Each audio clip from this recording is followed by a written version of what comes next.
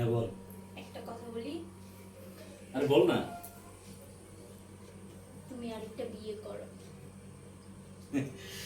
সাথী, এই দেখ তোর জন্য ড্রেসের অর্ডার দিতেছি অনলাইনে, ভালো হবে না? উফ মামা, তুমি কথা কাটানোর চেষ্টা করো। সাথী শোন, নিশ্চয়ই আল্লাহ ধৈর্যশীলকে পছন্দ করে। আমি হচ্ছে ধৈর্যশীল ব্যক্তি। আমার মামার আল্লাহ খুব পছন্দ করে, এই জন্য তো বিয়ে করতে পারতেছে না।